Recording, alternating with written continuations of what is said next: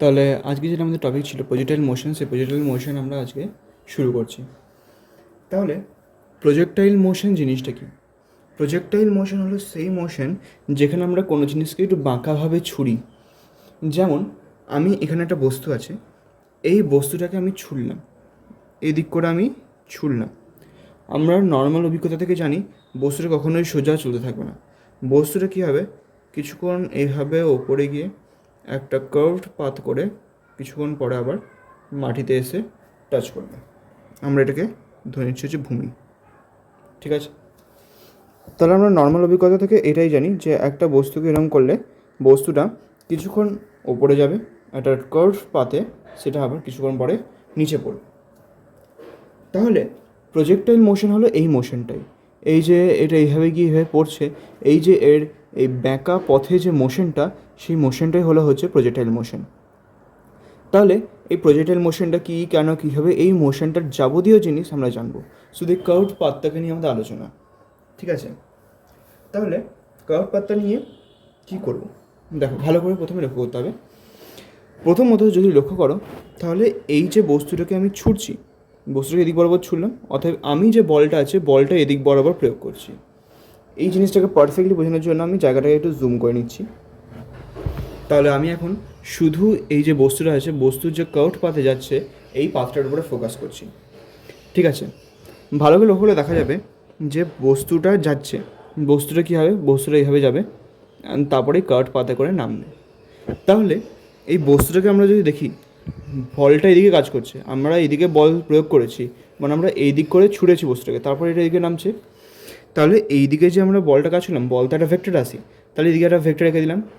ঠিক আছে, বললাম এই ভেক্টরটা হলো যে ভি, ভি ফর ভেলোসিটি, আমরা বেগে যেহেতু দিচ্ছি তাই ভি ফর ভেলোসিটি বেগটা দিচ্ছি আমরা। তাহলে লক্ষ্য করবে যে এটাতে দুটো কম্পোনেন্ট কাজ করছে, দুটো উপাংশ, একটা এদিকে একটা উপাংশ কাজ করবে, একটা এদিকে একটা উপাংশ কাজ করবে। আশা করি এইখানে কোনো অসুবিধা নেই। ঠিক আছে, সিম্পল আমরা দেখেছিলাম আগের বারই যে একটা বস্তু আছে বা একটা ভেক্টর আছে, ভেক্টরের দুটো উপাংশ যদি হয় তাহলে যেটা যেটা মানে অনুভূমি উপাংশটা হলো হচ্ছে, এটা যদি ভি ধরি তাহলে এটা হলো হচ্ছে ভি কস থিটা, আর যদি এটা হলো তাহলে এটা হলো হচ্ছে ভি সাইন থিটা। থিটা কি, এই কোণটা, ওকে, এই কোণটা হলো হচ্ছে থিটা, মানে এক্ষেত্রে এই যে কোণটা, এই কোণটা হলো হচ্ছে থিটা কোণ। ঠিক আছে, পুরোপুরি ফোকাসটা করা হচ্ছে এই জায়গাটাতে। ওকে, তাহলে কী হবে, এটা এখানে আছে, বস্তুটার এদিকে একটা কম্পোনেন্ট দেখতে পাচ্ছি, এদিকে একটা কম্পোনেন্ট দেখতে পাচ্ছি। স্বাভাবিক অভিজ্ঞতা থেকে আমরা এখনই যেটা দেখলাম সেই থেকে জানা গেল যে এই যে ভেক্টরটা আছে, এই ভেক্টরটা হলো হচ্ছে আমাদের V cos theta, V cos theta, and এই যে ভেক্টরটা আছে এটা হলো হচ্ছে আমাদের ভি সাইন থিটা। এখানে আশা করি কোনো অসুবিধা নেই, এই দুটো ভেক্টর সম্পর্কে ধারণাটা ক্লিয়ার হয়ে গেছে। এবারে একটা জিনিস লক্ষ্য করতে হবে, প্রথমত হলো হচ্ছে এই ভেক্টরটার কাজ কী আর এই ভেক্টরটার কাজ কী। ঠিক আছে, নর্মাল জুম আউটে চলে এসেছি। তাহলে দেখতে হবে এই যে ভি কস থিটা আছে, এই ভি কস থিটা যে ভেক্টরটা আছে এটার কাজ হলো হচ্ছে যে বস্তুটা আছে, বস্তুকে সামনের দিকে এগিয়ে নিয়ে যাওয়া, বস্তুকে সামনের দিকে এগোনো। অ্যান্ড এটা কনস্ট্যান্ট, এটা যেটা আছে এটা একটা ধ্রুবক বল, এই বলটা কখনো চেঞ্জ হবে না, পুরো প্যারাবোলিক পাথেতে এটা সেম গতিতে এখান থেকে এর মধ্যে আসবে। ওকে, অসুবিধা নেই। এবার নেক্সট আসছে হচ্ছে ভি সাইন থিটা। এই ভি সাইন থিটাকে নিয়েই যত গোলমালটা হয়, কারণ ভি সাইন থিটা কিন্তু কনস্ট্যান্ট থাকছে না। ভি সাইন থিটার কাজ হলো হচ্ছে প্রথমে বস্তুকে উপরে ওঠানো, প্রথমে এটা বস্তুকে ওপরে ওঠায়। ঠিক আছে, দ্বিতীয়ত সর্বোচ্চ বিন্দুতে স্থির হয়। যা এখানে যখন বস্তুটা ওপরের দিকে উঠছে, যেহেতু এটা ওপরের দিকে উঠছে মানে অভিকর্ষের বিপরীত দিকে উঠছে, বা আমি অভিকর্ষ উপরের দিকে উঠছে ওটাকে আমি প্লাস নিতে পারি। আমি যদি এটাকে পজিটিভ ধরে নিই, এই সময় বলটা হচ্ছে পজিটিভ, এটা উপরের দিকে উঠছে, একদম সর্বোচ্চ বিন্দুতে, একদম যেটা হাইয়েস্ট পয়েন্ট হবে, হাইয়েস্ট পয়েন্টে এই কম্পোনেন্টটা জিরো হয়ে যাবে। বন্ধুতে যেহেতু বস্তুটা স্থির হয়ে যায় তাই ওপরের দিকে যে বল প্রয়োগ হচ্ছিল সেটা হয়ে যায় হচ্ছে শূন্য। অ্যান্ড তৃতীয়ত তৃতীয়ত বস্তুকে নিচে নামায়, ঠিক আছে, এখানে বলটা হয়ে যায় নেগেটিভ। এই তিনটে জিনিস কীভাবে কাজ করে ভালো করে লক্ষ্য করবে এই প্যারাবোলিক পাথটার মধ্যে। তাহলে আবার লক্ষ্য করো, এই যে ভি সাইন থিটা আসছে, বস্তুটা যখন ধরো এরকম একটা পজিশনে এসছে, তখন এখানে বস্তুটা আছে, ওকে, বস্তুর এই দিকেরটা কনস্ট্যান্ট, কিন্তু এইটা একটু ওপরের দিকে একটু স্পিডটা কমে গেল। যত ওপর উঠবে তত তো স্পিডটা কমে যায় না।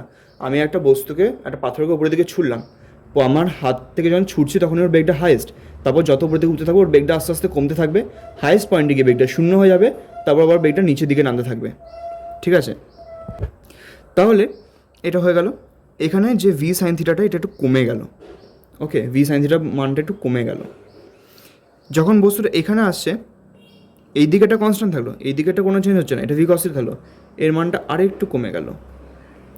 আর দ্য ইনিশিয়াল পয়েন্ট, একদম টপ পয়েন্ট যেটা, হাইয়েস্ট পয়েন্ট যেটা, সেখানে এটা কনস্ট্যান্ট থাকলো, কিন্তু এইটা শূন্য, এটার কোনো মান নেই, কারণ একদম ওপর পয়েন্টে এসে এটা স্থির হয়ে যায়।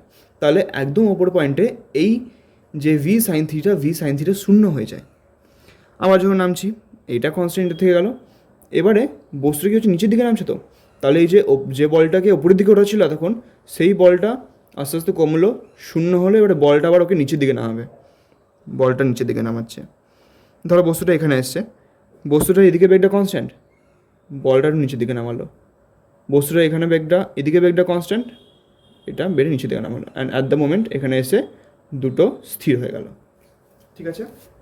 তাহলে আশা করি বুঝতে অসুবিধা হচ্ছে না যে এই যে ভি সাইন থিটা, মানে এই ভি সাইন থিটা এই যে কম্পোনেন্টটা, এই কম্পোনেন্টটা ক্রমশ ওপরে উঠতে উঠতে ছোটো হতে থাকে, একদম ইনিশিয়াল পয়েন্টে বা হাইয়েস্ট পয়েন্টে, সরি ইনিশিয়াল না, হাইয়েস্ট পয়েন্টে এটা হয়ে যাচ্ছে 0, তারপরে এটা আস্তে আস্তে নিচের দিকে নামতে থাকে অ্যান্ড বাড়তে থাকে আবার, ওকে। সো এই যে কম্পোনেন্ট, এই কম্পোনেন্টটা দিয়েই টোটাল আমাদের সব কিছু নির্ণয় হয়ে যাবে, ওকে। ভি সাইন থিটাটা ভালো করে বুঝতে হবে। ভি সাইন থিটা বোঝার জন্য আমি অ্যাট দ্য মোমেন্ট এখানে একটা ছোটোখাটো অ্যানিমেশন আর্ট করছি, তাহলে এই ভি সাইন থিটা কম্পোনেন্টটা কীভাবে চেঞ্জ হচ্ছে সেটা ভালো করে বুঝতে পারবে।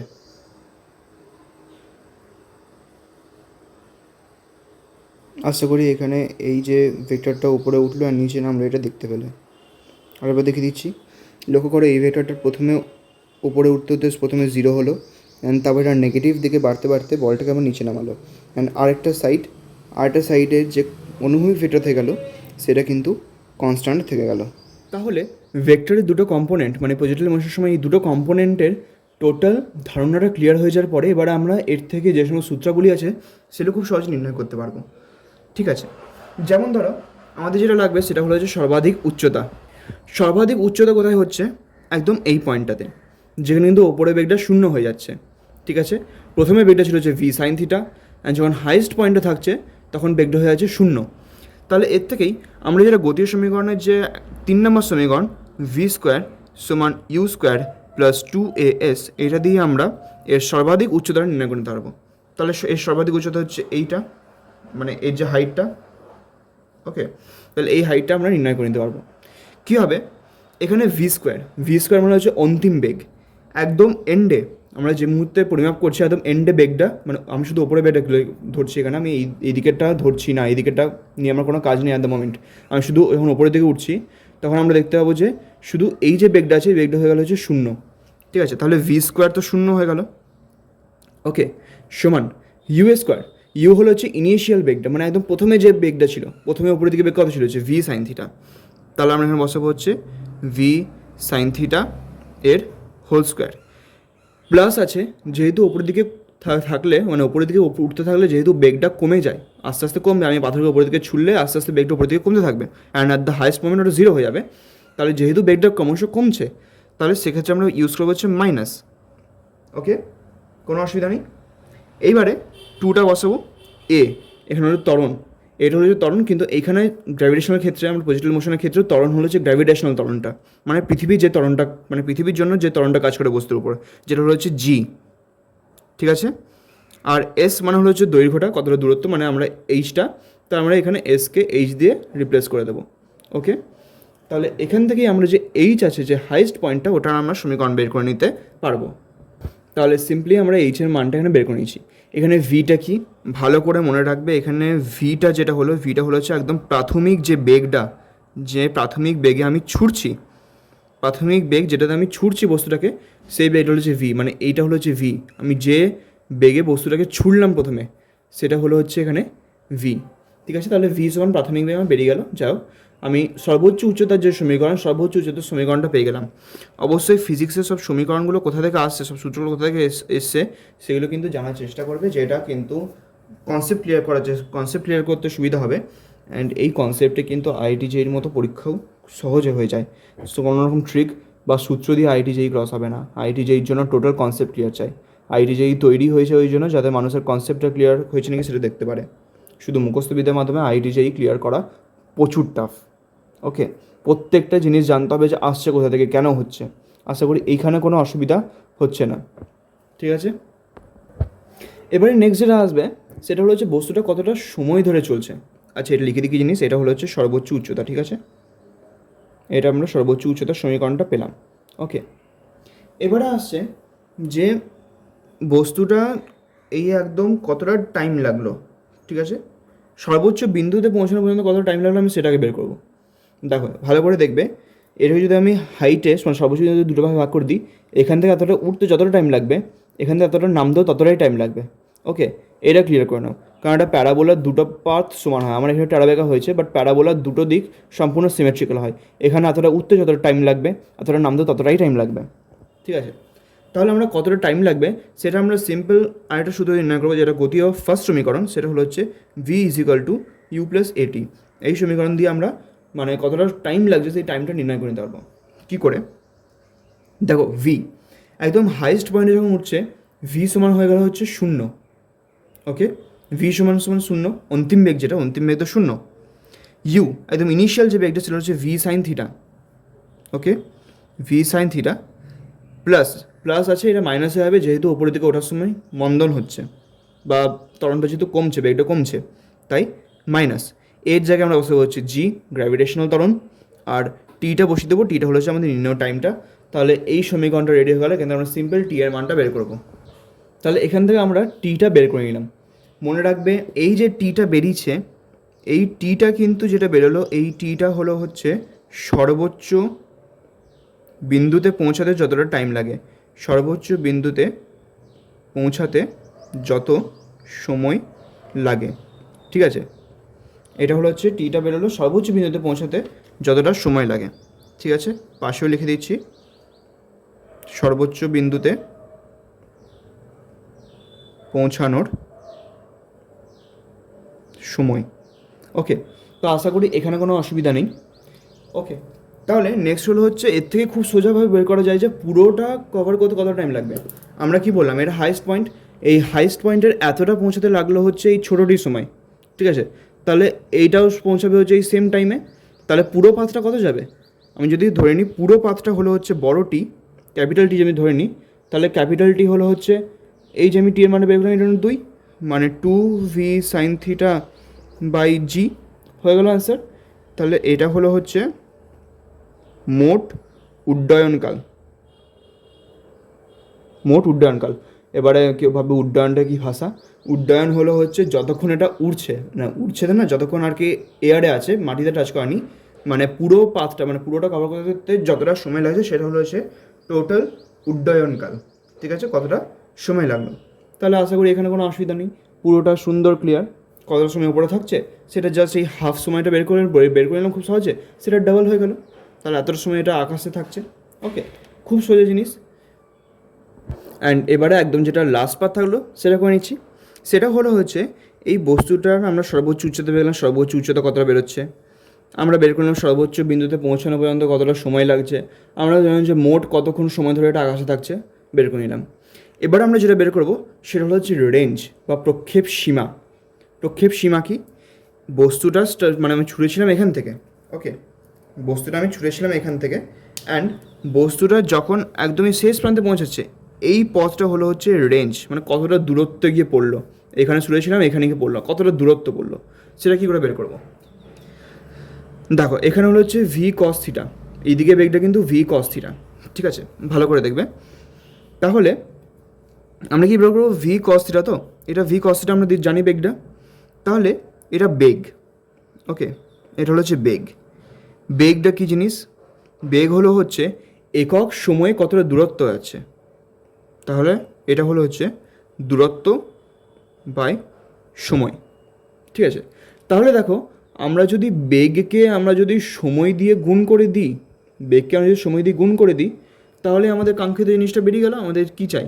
আমাদের চাই হচ্ছে দূরত্ব, কতটা দূরত্ব যাচ্ছে, এটা রেঞ্জ, আমরা দূরত্বটা বের করবো। তাহলে বেগকে যদি সময় দিয়ে গুণ করে দিই, এখানে সময় চলে গুণ হয়, সময় কেটে গেল, আমরা তো শুধু দূরত্বটা পেয়ে যাবো। তাহলে কি আমরা কী পাচ্ছি? তাহলে এখানে আমরা সিম্পল পেয়ে যাচ্ছি যে মোট যে দূরত্ব যাচ্ছে সেটা হলো হচ্ছে বেগ ইন্টু সময়। এখানে কিন্তু বেগ মানে আমরা এই দিকের বেগটা নেবো, কারণ এই দিক বেগ অনুসারে এটা এই দিকে যাচ্ছে। ঠিক আছে, তাহলে আমরা নিচ্ছি হচ্ছে এখানে ভি কস থিটাটা আমরা পাচ্ছি, এখানে ভি কস থিটাটা আমরা পাচ্ছি, আর ভি কস থিটা ইন্টু আমরা যে সময়টা পেলাম 2v sine theta, 2v sine theta by g. Okay, এটা হলো হচ্ছে সিম্পলেস্ট ফর্ম। ঠিক আছে, তাহলে গুণ করলে কত হচ্ছে 2v square sine theta cos theta by g. ঠিক আছে, এখানেও কোনো অসুবিধা নেই। এবারে সিম্পল ভি স্কোয়ারটা রাখলাম into 2 sine theta cos theta by g. ঠিক আছে, 2 সাইনে কসে, এটা আশা করি জানো, এটা হলো হচ্ছে সূত্র সাইন 2a। তাহলে v square sine 2 theta by g, v square sine 2 theta by g. এইটা আমরা কী বের করে নিলাম? এটা আমরা বের করে নিলাম হচ্ছে রেঞ্জ বা সীমাটা, মানে এইখান থেকে শুরু করলে এই দূরত্বটা কতটা, এই যে দূরত্বটা এটা হলো হচ্ছে এর রেঞ্জ। ঠিক আছে, প্রজেক্টাইল মোশন এখানে ক্লিয়ার। প্রজেক্টাইল মোশনে এর থেকে বেশি কিছু নেই, এর থেকে বেশি কিছু পড়ার দরকারই নেই। ঠিক আছে, প্রাসের সঞ্চারপথের ব্যাসার্ধ, প্রাসের সঞ্চারপথ, কোনো বিন্দুতে প্রাসের বেগ কতটা, এইসবের প্রয়োজন অ্যাকচুয়ালি হয় না। ঠিক আছে, তাহলে মেন যে প্রজেক্টাইল মোশন জিনিসটা, প্রজেক্টাইল মোশনের মূল কনসেপ্ট এখানে শেষ হয়ে গেল। যদি প্রজেক্টাইল মোশনের বাকি পার্টগুলোর প্রয়োজন হয় আমি অন্য ভিডিওতে পরে দিয়ে দেবো। আপাতত মেন প্রজেক্টাইল মোশনের পার্ট এখানেই শেষ। প্রজেক্টাইল মোশন একটা জিনিসকে ছুড়লাম, সেটা সর্বোচ্চ উচ্চতা কতটা হচ্ছে, উচ্চতাটা যেতে কতটা সময় লাগলো, এই উচ্চতাটা টোটাল কতক্ষণ ধরে আকাশে উঠলো, অ্যান্ড টোটাল কতটা দূরত্বে গিয়ে পড়লো।